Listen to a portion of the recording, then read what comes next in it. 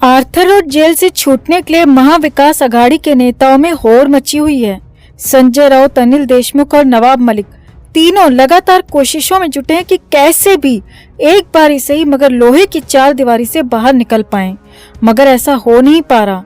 संजय राउत और नवाब मलिक का तो जो होगा सो होगा, मगर इस वक्त अनिल देशमुख पर जो बीत रही है वो सबसे बड़ी खबर है, सबसे बड़ा अपडेट है, क्योंकि महाराष्ट्र के पूर्व गृह मंत्री अनिल देशमुख को अपने ही बेटे के हाथ सबसे बड़ा धोखा लगा है। धोखा भी इतना बड़ा कि हो सकता है कि इसके बाद अनिल देशमुख को अपनी पूरी उम्र जेल में ही गुजारनी पड़े। जी हाँ दोस्तों, खुद को गिरफ्त से आजाद करवाने के लिए अनिल देशमुख के बड़े बेटे सलिल देशमुख ने कोर्ट में ऐसा खेल खेला है जो कि पिता अनिल देशमुख पर बहुत भारी पड़ सकता है, और कोर्ट में दी गई इस दलील की वजह से सलिल देशमुख खुद को जमानत दिलवाने में भी कामयाब साबित हो गए, मगर अनिल देशमुख हमेशा हमेशा के लिए फंस गए।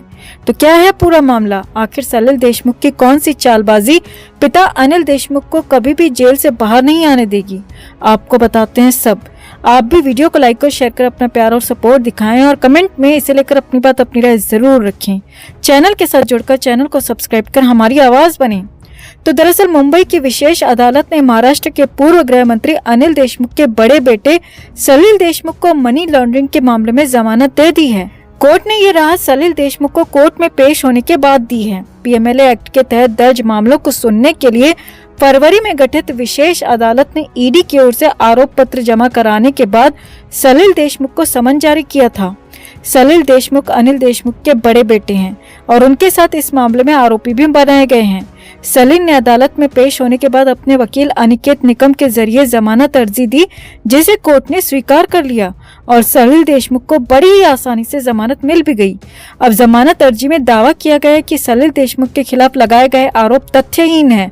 अर्जी के मुताबिक सलिल को इस मामले में गिरफ्तार किया ही नहीं, वो हमेशा जांच में सहयोग करते आ रहे हैं। वहीं दूसरी तरफ ईडी ने कोर्ट में सलिल की जमानत अर्जी का विरोध किया और कहा कि ईडी की तरफ से उन्हें 2 बार समन जारी किया गया था, लेकिन वो दोनों बारी पेश नहीं हुए। जांच एजेंसी ने कोर्ट में ये भी कहा कि अदालत ने फरवरी में सलिल को समन किया था, लेकिन वो अब 9 महीने बाद पेश हो रहे हैं। ईडी ने कहा कि सलिल देशमुख ना तो जांच एजेंसी का सम्मान करते हैं, न ही उनके मन में अदालत के प्रति किसी भी तरह का सम्मान है, इसीलिए उनकी जमानत अर्जी को खारिज किया जाए। मगर इसके बाद सलिल देशमुख ने अपने वकील अनिकेत निकम के जरिए एक और दांव खेल दिया और सारा दोष अपने पिता अनिल देशमुख के सिर पर मढ़ दिया। कोर्ट में सलिल की तरफ से कहा गया कि 100 करोड़ की वसूली से मेरा कोई लेना देना नहीं है, वो मेरे पिता और पूर्व गृह मंत्री की चूक थी और कमीशन के लिए ये सारा खेल हुआ था, और ये सब बस यहीं तक सीमित है, उससे मेरा कोई लेना देना नहीं है। जी हाँ, सलिल देशमुख ने भरी कोर्ट के सामने 100 करोड़ की वसूली के लिए पिता अनिल देशमुख की चूक को करार दिया, यानी कि साफ तौर पर सलिल ने पूर्व गृह मंत्री और अपने पिता को सबसे बड़ा आरोपी बता दिया, और खुद को बचाने के लिए, खुद को जांच से अलग करवाने के लिए सलिल देशमुख ने कुछ ही मिनटों में अपने पिता अनिल देशमुख को धोखा देने से भी परहेज नहीं किया।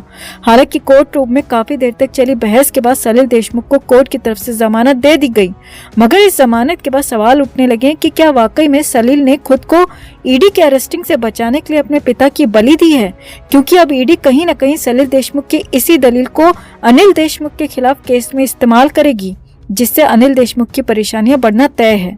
यहाँ आपको बता दें कि मुंबई के पूर्व पुलिस आयुक्त परमवीर सिंह ने महाराष्ट्र के पूर्व गृह मंत्री अनिल देशमुख पर वसूली का आरोप लगाया था, जिसकी जांच सीबीआई भी कर रही है। सीबीआई के एफआईआर के बाद ईडी ने अनिल देशमुख के खिलाफ मनी लॉन्ड्रिंग का मामला दर्ज किया और अनिल देशमुख को गिरफ्तार भी कर लिया। अनिल देशमुख की गिरफ्तारी को 1 साल हो गया है। पिछले साल नवंबर के ही महीने में अनिल देशमुख की गिरफ्तारी हुई थी। वहीं पिछले महीने यानी अक्टूबर में पीएमएलए कोर्ट की तरफ से अनिल देशमुख को जमानत मिल गई थी, मगर सीबीआई कोर्ट ने जमानत नहीं दी, तो अनिल देशमुख पिछले 1 साल से जेल के अंदर ही बंद हैं।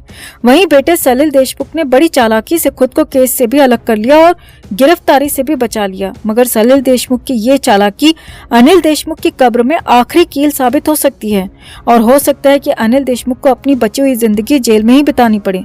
तो सलिल देशमुख की दलील पर आपका क्या कहना है? क्या राजनीति में वाकई में कोई किसी का सगा नहीं, एक बेटा भी अपने पिता का सगा नहीं? खुद को बचाने के लिए क्या वाकई में सलिल देशमुख ने अपने पिता की बलि दी है? आप भी सलिल देशमुख की इस दलील पर अपनी बात, अपनी राय कमेंट में जरूर रखें, और वीडियो को लाइक और शेयर कर अपना प्यार और सपोर्ट भी जरूर दिखाएं। महाराष्ट्र में लगातार कुछ न कुछ अपडेट हो रहा है, कुछ न कुछ बदलाव हो रहा है। संजय राउत जेल में बंद हैं, नवाब मलिक भी जेल के अंदर हैं, कई लोग और भी जेल के अंदर बंद हैं, कई हाई प्रोफाइल लोग हैं, लेकिन इस बीच कई लोगों को जेल के अंदर डालने वाले, पहुंचाने वाले एनसीबी के सुपर कॉप समीर वानखेड़े की एक बार फिर से मुंबई में वापसी की खबर आ रही है दोस्तों। जी हाँ, खुश हो जाइए। वही समीर वानखेड़े जिन्होंने पूरे बॉलीवुड की लंका लगा दी थी, नवाब मलिक को कहीं का नहीं छोड़ा था और यहाँ तक कि कई लोगों को अपने रडार पर रख लिया था, उन्हीं समीर वानखेड़े के वापस आने की खबर है। और यही नहीं, वानखेड़े के खिलाफ जांच करने वाले एनसीबी अधिकारी को मुंबई से, महाराष्ट्र से और यहाँ तक कि गोवा से भी हटा दिया गया है। तो क्या है पूरा मामला, क्या है अपडेट, आपको बताते हैं सब कुछ। आप भी वीडियो को लाइक और शेयर कर अपना प्यार और सपोर्ट दिखाएं और कमेंट करके इस पूरे डेवलपमेंट पर अपनी बात, अपनी राय जरूर रखें। चैनल के साथ जुड़कर चैनल को सब्सक्राइब कर हमारी आवाज बने। तो समीर वानखेड़े वो अधिकारी हैं जिनसे बड़े बड़े कांप रहे थे। मुंबई में, महाराष्ट्र में उन्होंने बड़ी कैंपेन चलाई और यहाँ तक कि कई बड़े नामचीन लोगों को जेल के अंदर डाल दिया। कई बॉलीवुडियों से पूछताछ की क्योंकि उन्होंने गलतियां की थी। लेकिन अचानक समीर वानखेड़े का चेन्नई ट्रांसफर हो गया। मुंबई में नए एनसीबी अधिकारी की एंट्री हुई और अब उसी मुंबई के एनसीबी अधिकारी ज्ञानेश्वर सिंह को मुंबई से हटा दिया गया है। जी हाँ, ज्ञानेश्वर सिंह ने ही समीर वानखेड़े के खिलाफ जांच की थी और अब सबसे बड़ी खबर आपको बता रहे हैं कि वानखेड़े के खिलाफ जांच करने वाले ज्ञानेश्वर सिंह का नॉर्थ इंडिया यानी कि दिल्ली पंजाब जोन में तबादला हो गया है। मुंबई से, महाराष्ट्र से और गोवा से ज्ञानेश्वर को अलग कर दिया गया है, हटा दिया गया है। जी हाँ, समीर वानखेड़े के खिलाफ जांच करने वाले ज्ञानेश्वर सिंह को यहाँ से दूर किया गया है, दिल्ली जोन भेजा गया है। आगे देखिए, अब ज्ञानेश्वर सिंह के जाते ही मुंबई में एनसीबी जोनल चीफ की जगह खाली हो गई और सूत्रों के हवाले से बहुत बड़ी, या कहें कि सबसे बड़ी खबर ये भी आ गई कि समीर वानखेड़े की इस पर वापसी होने जा रही है। जी हाँ, समीर वानखेड़े की मुंबई में बतौर एनसीबी जोनल हेड एक बार फिर से वापसी होने जा रही है और खबर सूत्रों के हवाले से आ गई है और बताया जा रहा है कि अगले 1 या फिर 2 हफ्ते में समीर वानखेड़े की मुंबई में ज्वाइनिंग भी हो सकती है।